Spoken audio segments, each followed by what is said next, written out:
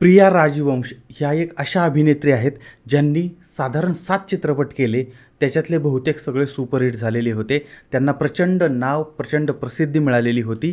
देव आनंद यांचे भाऊ चेतन आनंद यांच्याबरोबर ती त्या लिव्ह इनमध्ये राहत होत्या. पण या अभिनेत्रीचा शेवट मात्र अत्यंत वाईट झाला होता आणि एक अत्यंत परफेक्ट अशा पद्धतीचा मर्डर करण्याचा प्लॅन या ठिकाणी यांचा झालेला होता आणि दुर्दैवाने त्यांची ती हत्या झाली. हीच एक सेलिब्रिटी क्राईम स्टोरी आज आपण बघणार आहोत.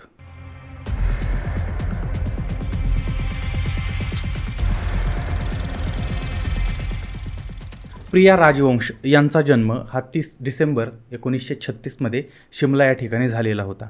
त्यांचे वडील आहेत, त्यांचं नाव आहे सुंदर सिंग. हे वन विभागामध्ये सरकारी अधिकारी होते. यांना 3 मुलं होती. एक मुलगी वीरा, मुलगा कमलजीत आणि पदमजीत. तर अशा पद्धतीची 3 मुलं, त्याच्यामधली एक होती वीरा. वीरा म्हणजेच वीरा सुंदर सिंग म्हणजेच प्रिया राजवंश. वीरा यांचं म्हणजे लहानपणी त्यांचं नाव वीरा होतं. नंतर ते चित्रपटात आल्यानंतर ते प्रिया राजवंश झालेलं होतं. पण आपण प्रिया राजवंश हेच नाव घेणार आहोत. तर प्रिया जे आहेत तर त्यांचं शालेय शिक्षण किंवा त्यांचं पदवीपर्यंतचं जे शिक्षण आहे ते पूर्ण झालेलं होतं शिमल्यामध्येच. त्यानंतर ऑकलंड हाऊस या ठिकाणी प्राथमिक शिक्षण त्यांनी घेतलं होतं. शाळेमध्ये अत्यंत हुशार अशा पद्धतीच्या त्या विद्यार्थिनी होत्या. त्यानंतर पुढं कॉन्व्हेंट ऑफ जीझस अँड मेरी या ठिकाणचं म्हणजे शिमला या ठिकाणचं जे आहे त्या ठिकाणी त्यांनी शिक्षण घेतलं. त्याचबरोबर ती सेंट बेडे कॉलेज शिमला या ठिकाणीसुद्धा त्यांनी शिक्षण घेतलेलं आहे. त्यानंतर 1953 इंटरमिडिएट त्या उत्तीर्ण झालेल्या होत्या. भार्गव म्युनिसिपल कॉलेजमधून त्यांनी पदवी मिळवलेली होती आणि शाळेपासूनच त्यांना अभिनयाची पण आवड होती. एका बाजूला शिक्षण चालू होतं, दुसऱ्या बाजूला त्या ॲक्टिंग पण करत होत्या. पण यांच्या कुटुंबाचा आणि चित्रपटांचा, अभिनयाचा काहीही संबंध नव्हता. पण प्रिया यांना मात्र अभिनयामध्ये प्रचंड रस होता आणि त्यामुळे त्या ठिकाणी शिमल्यामध्ये जे प्रसिद्ध थिएटर होतं त्या थिएटरमध्ये त्यांनी अनेक इंग्रजी नाटकामध्ये अभिनय केलेला होता. आता याच काळामध्ये वीरा म्हणजेच प्रिया यांचे वडील जे आहेत सुंदर सिंग यांचं काही प्रोजेक्टवरती काम चाललेलं होतं आणि त्यामुळे त्यांची बदली लंडनला झाली होती. वडील कामाच्या निमित्ताने लंडनला गेले आणि त्याच्यामुळे त्यांचा पूर्ण परिवार जो आहे तो पूर्ण परिवार हा लंडन या ठिकाणी शिफ्ट झाला. आता त्यावेळेस प्रिया ज्या आहेत किंवा वीरा यासुद्धा कुटुंबासमवेत लंडनला गेलेल्या होत्या. पदवीनंतर मग त्या ठिकाणी royal academy of dramatic arts या ठिकाणी त्यांनी प्रवेश घेतला आणि तिथं अभिनय शिकायला सुरुवात केली. आणि अभिनय करता करता हळूहळू आता प्रिया यांचं वय वाढायला लागलेलं आहे. तरुणपणामध्ये पदार्पण व्हायला लागलेलं होतं आणि मॉडेलिंगला त्यांनी सुरुवात केलेली होती. लंडन या ठिकाणावरूनच त्यांनी मॉडेलिंग सुरू केलं होतं. 1958-59 वीरा किंवा प्रिया ज्या आहेत त्या 22 वर्षाच्या होत्या आणि त्याच काळामध्ये लंडनमधील एका प्रसिद्ध छायाचित्रकाराने त्यांचा फोटो काढलेला होता. एका कार्यक्रमाच्या दरम्यान तो फोटो काढला आणि तो फोटोग्राफर हा लंडनवरून भारतात आला होता. आता यावेळेस तो जो फोटो होता तो फोटो निर्माता ठाकूर रणजित सिंग यांनी बघितला.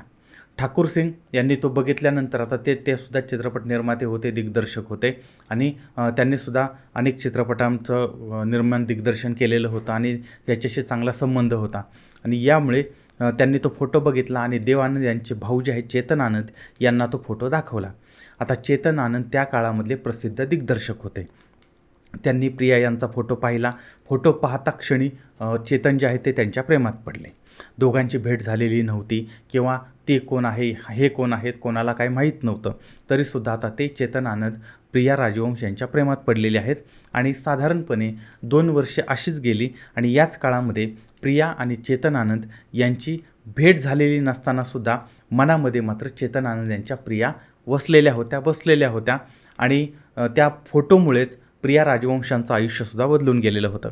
1963 चेतन यांना भारत आणि चीन या युद्धावरती हकीकत नावाचा चित्रपट बनवायचा होता आणि त्यासाठी मग त्यांनी प्रिया राजवंश यांना कास्ट करण्याचा निर्णय घेतला आणि त्यांनी मग त्यांना भेटायला बोलवलं. भेट झाली आणि एका दिग्दर्शकाच्या माध्यमातून ही भेट झाल्यानंतर चित्रपटात काम करण्याची ऑफर दिली गेली. समोरच्यांनी ऑफर स्वीकारली. अशा पद्धतीनं प्रिया उर्फ वीरा यांना चित्रपटासाठी साईन करण्यात आलेलं होतं. वास्तविक पाहता प्रिया यांनासुद्धा ॲक्टिंग करायची होती, अभिनेत्री व्हायचंच होतं. योग चांगला जुळून आला आणि चित्रपटाचं भारतात शूटिंग सुरू झालं. चित्रपटाच्या शूटिंगच्या पूर्वी दिग्दर्शक चेतन आनंद यांनी वीरा किंवा प्रिया यांना त्यांचं नाव बदलण्याचा सल्ला दिला होता आणि मग त्यांचं नाव ठेवलं प्रिया राजवंश. इथं त्यांचं नाव पहिल्या चित्रपटात बदललेलं आहे. 1964च्या दरम्यान हकीकत चित्रपट प्रदर्शित झाला. प्रिया राजवंश यांचा पहिलाच हा चित्रपट होता, तो सुपर डुपर हिट झालेला होता. आता त्यांचं नाव एकाच चित्रपटामुळे सगळीकडे पसरलेलं होतं, भारतभर पसरलेलं होतं आणि निर्मात्यांच्या ओठावरती होतं. आजही भारतीय चित्रपटसृष्टीतील सर्वोत्कृष्ट युद्ध चित्रपटामध्ये या चित्रपटाची गणना होते. तर या पहिल्या चित्रपटामुळे त्यांना रातोरात प्रसिद्धी मिळालेली होती आणि त्यानंतर अनेक चित्रपट निर्माते हे त्यांच्या चित्रपटात कास्ट करण्यासाठी उत्सुक होते. मात्र दिग्दर्शक चेतन आनंद हे यांचं अगोदरपासूनच प्रिया यांच्यावरती प्रेम होतं किंवा त्यांना ते आवडलेले होते आणि त्यानंतर म्हणजे आता चेतन आनंद जे आहे ते जवळजवळ 15-20 वर्षांनी प्रिया यांच्यापेक्षा मोठे होते, पण जवळजवळ म्हणजे बापाच्या वयाचे ते होते. पण शूटिंगच्या काळामध्ये हे दोघंही चेतन आणि प्रिया हे दोघंही यांची चांगली म्हणजे जवळीक निर्माण झाली, एकमेकांच्या जवळ आले आणि वास्तविक पाहता चेतन यांचं लग्नसुद्धा झालेलं होतं, त्यांना पत्नी होती, मुलं होती, सगळं काही चांगलं चाललेलं होतं. पण त्या काळामध्ये ते त्यांच्या बायकोपासून विभक्त होते आणि त्यानंतर त्यांना प्रिया यांच्याशी जवळीक वाढली आणि त्यांच्याबरोबर ते जास्त वेळ घालवायला लागले आणि मग एकमेकांच्यात आवडीनिवडी सुरू झाल्या. दोघांची चांगली बॉन्डिंग जमली आणि त्यांनी मिळूनच पुढची सगळी चित्रपट जे आहेत ते केलेले होते आणि यांचं प्रेम प्रकरण पण चालू झालेलं होतं. आता प्रिया राजवंश यांनी फक्त आणि फक्त दिग्दर्शक चेतन आनंद यांच्यासोबतच काम केलेलं होतं.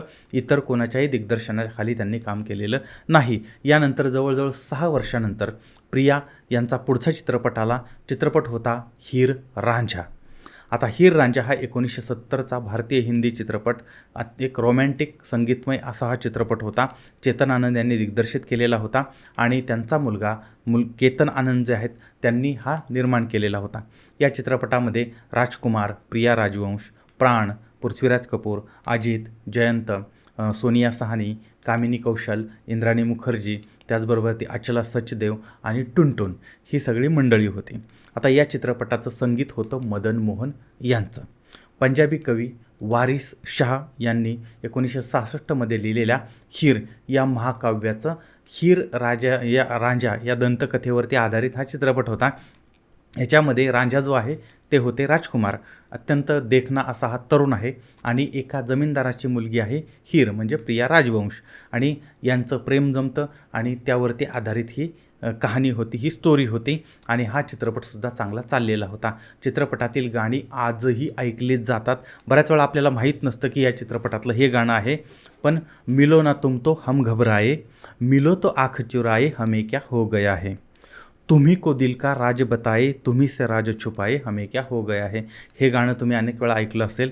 त्याचबरोबर ते दो दिल टूटे दो दिल हारे आणि एक गाणं अत्यंत प्रसिद्ध आहे बघा, ये दुनिया ये महफिल मेरे काम की नहीं, किसको सुनाऊं हाल दिले बेकरार का, बुझता हुआ चिराग हो अपने मज़ार का, एक काश भूल जाऊं मगर भूलता नहीं, किस धूम से उठा था जनाजा बहार का, ये दुनिया ये महफिल ही गाणी अत्यंत गाजलेली होती. आता या चित्रपटाला 1971मध्ये फिल्मफेअरचा पुरस्कार मिळाला होता आणि सर्वोत्कृष्ट सिनेमॅटोग्राफरचा सुद्धा पुरस्कार मिळालेला होता. प्रिया राजवंश यांचा हा दुसरा चित्रपट होता आणि तो सुद्धा सुपर डुपर हिट झालेला होता. त्यानंतर 1973मध्ये प्रिया राजवंश यांचे 2 चित्रपट आले होते. दोन्ही चित्रपट चेतन आनंद यांनीच दिग्दर्शित केले होते किंवा त्यांचेच होते. यातला एक होता हस्ते जखम. या चित्रपटामध्ये नवीन निश्चल, प्रिया राजवंश, बलराज साहनी आणि जीवन यांच्या प्रमुख भूमिका होत्या आणि हा चित्रपटसुद्धा प्रचंड चाललेला होता. हस्ते जखम या चित्रपटात म्हणजे यांच्या कारकिर्दीतला हा सर्वोत्कृष्ट चित्रपट होता आणि त्याच वर्षी आला होता हिंदुस्तान की कसम. 1973मध्ये हा प्रदर्शित झाला होता आणि त्यानंतर 1977मध्ये देव आनंद यांच्यासोबत यांनी काम केलं होतं. चित्रपट होता साहेब बहादूर. हा चित्रपटसुद्धा गाजलेला होता. नंतर आला कुदरत 1981मध्ये राजेश खन्ना यांच्याबरोबर यांनी काम केलं होतं. यात प्रमुख भूमिका होती हेमा मालिनी यांची आणि हा यांचा शेवटचा चित्रपट होता तो होता हाथों की लकीरें. 1985-86च्या दरम्यान हा प्रदर्शित झालेला होता आणि त्यानंतर चेतन आनंद यांनी चित्रपट करणं बंद केलं होतं आणि त्यामुळे प्रिया ज्या आहेत त्यांची कारकीर्दसुद्धा तिथं ठप्प झाली होती. आता यानंतर प्रिया आणि चेतन आनंद हे दोघंही लिव्ह-इनमध्ये राहत होते. त्यांचं एकमेकांवर प्रेम होतं. आता चेतन आनंद यांनी प्रिया यांना दुसऱ्या कोणत्याही चित्रपट निर्मात्याबरोबर, दिग्दर्शकाबरोबर काम करून दिलेलं नव्हतं आणि त्यामुळे हकीकतनंतर त्यांनी केलेले सगळ्या चित्रपटात त्यांनी फक्त नायिका म्हणून प्रिया यांचीच निवड केलेली होती. त्यांना साईन केलं होतं.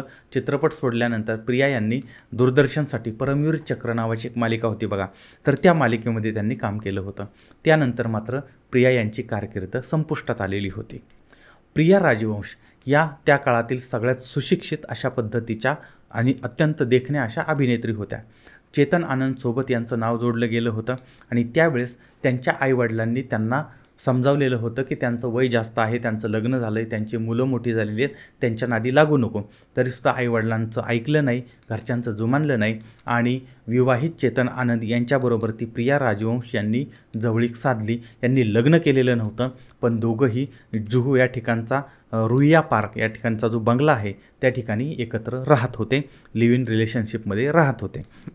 चेतन आनंद यांना 2 मुलं होती, विवेक आनंद आणि केतन आनंद. चेतन हे आपल्या दोन्ही मुलांना घेऊन बायकोपासून वेगळे होते आणि प्रिया यांच्यासोबत ते राहत होते. आता मुलांना मात्र हे आवडत नव्हतं, कारण आता मुलं एवढी मोठी झालेली होती, लग्नाच्या वयात आलेली होती किंवा लग्न झालेलं होतं आणि बाप मात्र अशा पद्धतीनं आता करायला लागलेला होता. म्हणजे ते ह्या गोष्टी यांना बिलकुल पटत नव्हत्या. त्यामुळे दोन्ही मुलं आपल्या बापाच्या विरोधात किंवा प्रिया राजवंश यांच्या विरोधामध्ये होते. मात्र चेतन आनंद यांचं प्रिया यांच्यावरती प्रचंड प्रेम होतं. पुढं प्रिया आणि चेतन आनंद हे जुहूमधल्या त्या बंगल्यामध्ये एकत्र राहत होते आणि मुलं जी आहेत ती नंतर वेगळी राहत होती. जवळपास 20 वर्ष प्रिया आणि चेतन हे सोबत राहिलेले होते, लिव्ह इनमध्ये राहिलेले होते आणि चेतन आनंद यांच्या मृत्यूपूर्वी त्यांनी त्यांच्या संपत्तीचं म्हणजे त्यांनी मृत्यूपत्र जे लिहिलं होतं त्याच्यामध्ये त्यांनी आपली प्रेयसी ही प्रिया आणि 2 मुलं यांच्यामध्ये संपत्तीची समान वाटणी केलेली होती. आणि ज्यावेळेस आता केतन विवेक यांच्या नावावरती जेवढी मालमत्ता दिली होती तेवढीच प्रिया यांच्या नावावर सुद्धा दिलेली होती आणि जुहू या ठिकाणचा जो बंगला आहे तो सुद्धा प्रिया यांच्या नावावरती होता आणि त्याच्यामुळे या 2ही मुलांचा या गोष्टीला विरोध होता. मात्र वडिलांनी काय ऐकलेलं नव्हतं. चेतन आनंद 6 जुलै 1997 हे जग सोडून गेलेले होते. त्यांचं निधन झाल्यानंतर मात्र प्रिया राजवंश ज्या आहेत त्या एकट्या पडलेल्या होत्या आणि यानंतर त्यांच्या आता दुःखाला सुरुवात झाली होती का त्रासाला सुरुवात झाली होती. आता त्यांना जे मग तो वय वाढलेलं होतं, त्यात काम काही कुणी देऊ शकत नव्हतं आणि त्याच्यामध्येच आता सावत्र मुलं होती आणि ती मुलं यांना कायम विरोध करत होते आणि याच्यामुळे आता एकाकीपणानं ते आयुष्य जगत होत्या. त्यानंतर जवळजवळ साधारण 3-4 वर्षे त्या तशा पद्धतीनं आयुष्य जगलेल्या होत्या. एकटी राहणं हे त्यांच्यासाठी प्रचंड कठीण काम झालेलं होतं आणि त्या क्वचितच बंगल्याच्या बाहेर पडायच्या.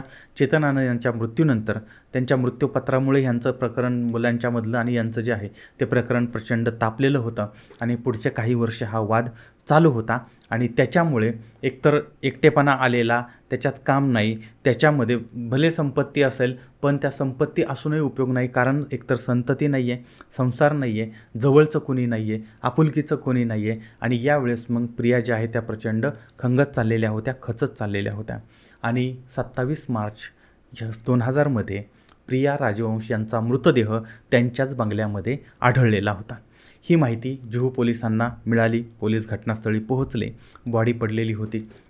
खाजगी डॉक्टर आले होते. त्या डॉक्टरांनी तपासलं होतं, मृत्यू झाला आहे हे सांगितलेलं होतं. आता प्रिया यांनी जास्त मद्यपान केलेलं होतं आणि त्याच्यामुळे त्यांचा मृत्यू झाला असावा किंवा त्यांनी आत्महत्या केली असावी असं प्रथमदर्शनी वाटत होतं. म्हणजे मृत्यू जो आहे तो नैसर्गिक असावा असं वाटत होतं. ज्यावेळेस बॉडी पोस्टमॉर्टमला पाठवण्यात आली त्यावेळेस मात्र धक्कादायक बाब समोर आली होती. त्यांची गळा आवळून हत्या करण्यात आली होती. म्हणजे त्यांचा खून झालेला होता आणि हे सगळं प्रकरण अत्यंत संशयास्पद होतं. आता याच्यामध्ये संशयास्पद काय होतं तर त्यांच्या गळ्यावरती व्रण होते, पण डॉक्टरांनी अगोदर जी तपासणी केली होती त्यामध्ये मात्र त्या गोष्टी नैसर्गिक आहेत असं दाखवण्याचा प्रयत्न झालेला होता. त्याचबरोबर त्यांचे नोकर जे आहेत ते गायब झालेले होते आणि बंगल्यामधून एक डायरी मिळाली होती. त्या डायरीमध्ये प्रिया यांनी चेतन आनंद यांच्या मुलांच्या बरोबरचे खराब झालेले संबंध आणि त्यांच्याकडून आपल्याला जीवाला धोका असल्याची भीती व्यक्त करण्यात आलेली होती. आता चेतन यांच्या मृत्यूनंतर ती मुलं जी आहेत ती मुलं ही संपत्ती आपल्या नावावर करावी असं म्हणत होते किंवा ती परत मागण्यासाठीचा दबाव टाकत होते. अशा आशयाचं त्या डायरीमध्ये लिहिलेलं होतं आणि त्यामुळे या प्रिया यांच्या हत्येप्रकरणी किंवा मृत्यूप्रकरणी त्या दोनही मुलांवरती आता संशय आलेला होता. पण आपण यात आपला हात नाही आहे किंवा आपण असं केलेलं नाही आहे असं ती मुलं ठामपणे सांगत होती. आणि एक माहिती अशी पण समोर आली की यांची एक मोलकरीण होती, नाव आहे माला चौधरी. तर माला चौधरी आणि प्रिया राजवंश यांच्यामध्ये काहीतरी वाद झाला होता.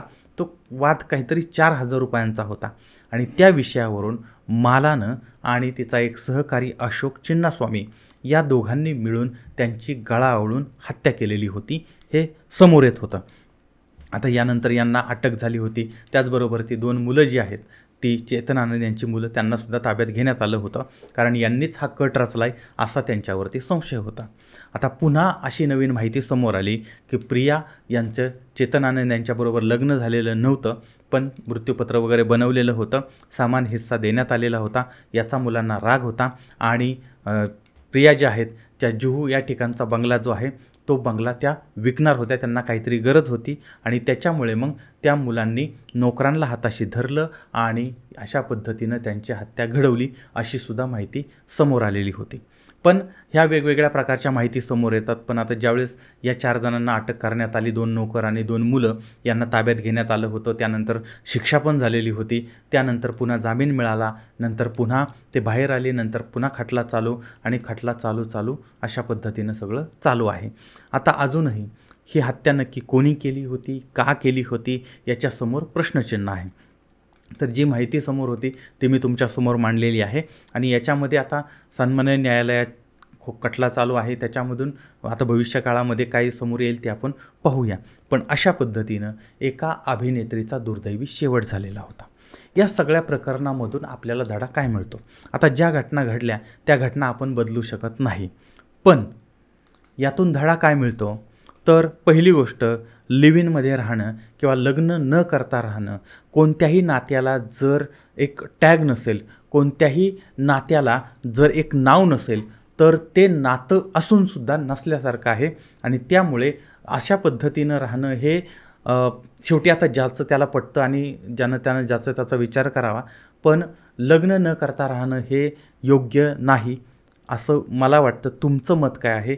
आणि दुसरी गोष्ट, प्रियकरासाठी आता ज्यांच्यावर प्रेम आहे त्या प्रेमासाठी करिअर सोडणं किंवा त्यांनी सांगितलं की हे ह्यांच्याबरोबर काम करायचं नाही, त्यांच्याबरोबर काम करायचं नाही आणि त्यासाठी करिअर सोडणं किंवा आलेल्या संधी होत्या त्यांना त्या संधी नाकारणं, तर अशा गोष्टीसुद्धा जर झाल्या नसत्या तर कदाचित पुढच्या घटना ज्या आहेत त्या वेगळ्या काही घडल्या असत्या.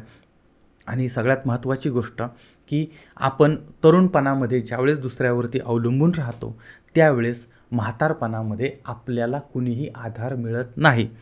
त्यामुळे पहिल्यापासूनच स्वयंभू होण्याचा आपण विचार केला पाहिजे. आता या सगळ्या प्रकरणामध्ये प्रिया राजवंश यांचं हस्तलिखित वगैरे सापडलेलं आहे. त्यानंतर त्यांनी हा चेतना विजय आनंद यांना उद्देशून लिहिलेलं पत्र जे आहे ते सुद्धा समोर आलेलं होतं. आणि या सगळ्यांमध्ये 2002मध्ये यांना म्हणजे 2 मुलं जी आहेत त्यांना जन्मठेपेची शिक्षा सुनावण्यात आली होती, पण नोव्हेंबर 2000मध्ये त्यांना जामीन मिळाला. बरं, आता याबद्दलचं तुमचं मत काय आहे ते सुद्धा मला जरूर कळवा. पुन्हा भेटूया पुढच्या भागामध्ये एका नवीन विषयासह. तोपर्यंत धन्यवाद.